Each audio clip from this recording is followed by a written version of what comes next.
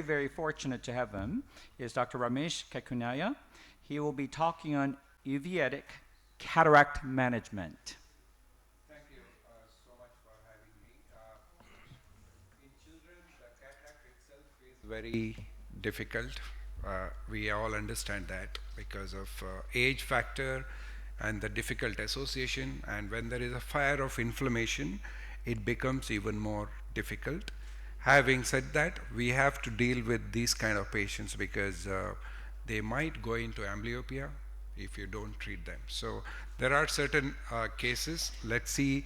I do not have any financial disclosures relevant to this presentation, but these are my financial disclosures. We would divide this talk into 5 areas. One is just to find out what are the causes of cataract and types of cataract, what you see, and what's the best timing in terms of doing the surgery in this patient.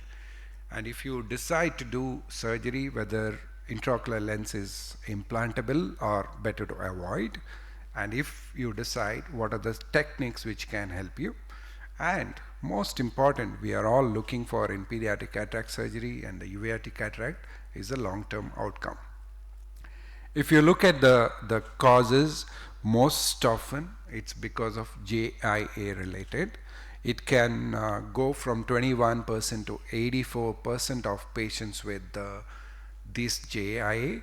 And we also have some of the patients who are on steroid induced, because for the uveitis per se, they are on long-term steroid, and also persistent inflammation can lead to pigment deposition, and over a period of time they can develop an anterior membranous or a posterior membranous cataract. This is one of the publications from Dr. Jagatram's group from Chandigarh. You can see JIA is on the top. More than half of the patients are on JIA. And then there are idiopathic Behçet's and tuberculosis. We need to keep it in mind. And very rarely in children, HLA-B27 related, very small percentage of the patient. And what are the risk factors for developing cataract in patients with the JIA related uveitis? Most of the times it's the presence of posterior synechiae, active uveitis, and use of topical steroids. These are the most important risk factors when you look at. All of these are different, the publications. You can see the risk factor rate for this uveitis. Timing of surgery in WSPS, what we did is way back, I think 6 or 7 years ago, we developed this Delphi process for pediatric cataract management. All the experts, we asked one question: how long should the patients with JIA be off systemic medication to be considered for a good candidate for IOL? There was a definite consensus that it should be more than 1 year, though some of them felt, depending upon the age of the patient, it can be around 6 months. So here, meticulous case selection, aggressive control of intraocular inflammation, both pre, peri, and post. This is not about just pre-operative management, it has to be post. And also, these are the key factors for success. The second question asked in the Delphi process, this is already published in BJVO: do you implant an IOL in patients with the JIA without signs of ocular inflammation? Yes, some of the said yes, some of them said no. And how long you wait? Again, this is more than 1 year. The other question frequently asked is, do you use heparin coated? If you implant a lens, do you use a heparin? Almost none of the experts said. The experts are from different parts of the world, not from one part. So none of them said they are using this heparin coated, because we have other active inflammation control. So IOL or not depends upon the factors. Mostly FAKI is a gold standard in most of the patient. But if you want to place an IOL, patient selection is crucial. Good success rate have been published off late. When I say off late, in the last decade, more and more people are implanting IOL in this group of patients. with the good anterivitrectomy and coastocapsulorhexis, and of course you have to go for hydrophobic lenses. But word of caution, no intraocular lens with poor or difficult control of inflammation.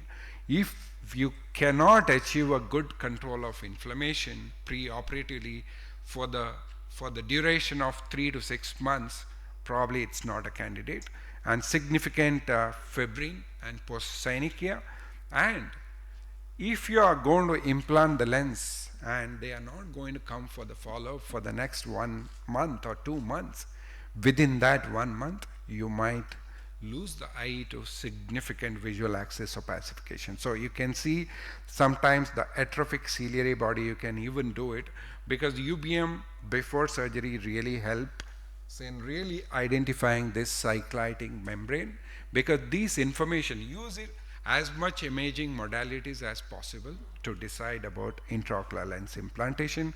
And this is again from the Jagatram's group. You can see 6% of the patients can even have cyclitic membrane, and there are significant patients and publication are there whether to go for aphakia or pseudophakia, and these are the indications as well as contraindications what you can see, and these are all evidence-based information from all the places. So these are the pre-operative intraocular lens implantation and all the things you need to take care. And one important thing is, even after surgery you have to go for aggressive anti-inflammatory, and regular follow-up is very, very important, especially the intraocular pressure and the inflammation. And if you do a better counseling, you will have a better thing. But if you can see cataract surgery with intraocular lens implantation, this is a very recent article. In the era of biologics, you can see biologic versus non-biologics, how much improvement is there. There is a group of immunosuppressants with steroids, immunosuppressants with biologics. Biologics always improves the visual outcome, and in both the groups there is no change in the complications. Now I just wanted to show a few of the techniques, if possible, if the time permits. Sometimes it can be as white as this without much synechiae. You can do the routine way what you want. You can see capsulorhexis being done in this patient. You can even stain it and then aspirate all the lens matter. Lens matter is usually rocky, it can be hard, and the pupil can, with one mild touch, your pupil can become very myotic. It's possible. And sometimes you have to do the capsulorhexis after doing the lens aspiration, because you can see one little touch there can really, and sometimes you can use iris dilators. Sometimes the intracameral epinephrine may not be enough, and you can see the fish mouthing you saw. This is very, very commonly it can happen because the iris is very, very flimsy in this patient, and that's the simple aphakia. And this patient, you can see already, you can see prior inflammation there. Try to navigate this synechiae. Sometimes when you do this synechiolisis, the pupil becomes very small.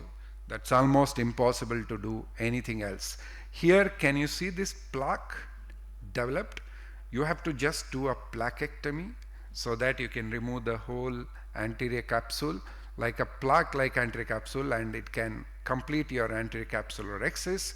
And then, depending upon the intraoperative leaf fundus also you can see, and you can see the haze there. You can also look at indirectly, or you can also do it, and then intraocular lens can be implanted at this stage. You can also inject a triamcinolone injection just to make sure that there are no, but I don't keep the triamcinolone injection in situ there. It may not be a good idea. And sometimes these are the very, very rocky kind. It's an old one. Here I would not even attempt to do any kind of intraocular lens. Just remove this. Somehow the video is not working, doesn't matter. So we just have to do a good FAK for this patient. So that's the long-term outcome what Dr. Jagatram's group has published between the pseudophakic group as well as the phakic group, FAK group. You can see the 2040 vision is achieved in significant number of patients in both. So the case selection is very, very important, and these are the list of complications what you can see. So in summary, I would say lens aspiration with PPC, AV and IOL implantation can provide a good visual outcome, both from the personal as well as evidence-based. Disease chronicity, glaucoma, CNVM, and hypertony. That's why identification of that cyclitic membrane is very important. Optimum immunosuppression. You have to always work with the rheumatologist if you want to go ahead with this surgery. Pre, peri, and also post, not just pre. PPV with lensectomy is a better in certain situations, especially you need to work with the retina surgeons when there is cyclitic membrane with vitreous opacity, and also some of these patients are preoperative hypotony. So there you need to work. And all in all, I would say meticulous case selection and aggressive control of inflammation is important. Otherwise, don't even touch this patient. And I vaguely, even now I remember, one of the patient came for surgery, came for 1 week, did not even come for 6 months. Completely the eye is gone. So you need to really call these patients for the follow-up, and it's a very, very long-term disease. I just want to end here and just want to make one announcement. We have a pediatric ophthalmology strabismus network meeting happening again in Delhi in September. It'll be a fantastic meeting. And also we have a WSPO subspecialty day in Copenhagen. So hope to see you, some of you there. Thank you very much. Thank you. Any? I used to do. I don't do it anymore. If you do a good pupilloplasty, that's enough. Unless there is a significant synechia where there is a chance of anterior synechia happening, in those cases I would do it. So earlier I used to do it. One thing which additionally I will do, I did not speak, is I put them everyone on atropine after surgery, not on any other medication. So no iridectomy. Because suppose there is an anterior synechia over the IOL 360 over the edge of the pupil, so iridectomy can save that glaucomatous part. It can, but for the exact same reason I used to do it. Now what I do it, when I do a iridectomy or pupilloplasty during surgery, pupil becomes dilated and I put them on atropine from the table. I put them and send. So chances of iris bombay developing is very, very minimal. But at the same time, I must tell you, I don't think so there is any harm in doing a peripheral iridectomy, because it might benefit, but in my experience, I don't think so it really helps. But definitely I can say it may not harm. Yes, Thank you. Siddharth. Actually, you know what? Difference between the, like, do the PPC and vitrectomy, and instead of doing the vitrectomy, simply do the optic capture. Is there any difference in uveitis? I haven't studied that, but I try to do vitrectomy in all the patients, because even the vitreous is usually inflamed. If you leave them like that, it regrows and it can cause visual. One or two patients we could not do it for various reasons, so it can cause. So iris, the double capture, I'm not sure. I'm not compared it really personally.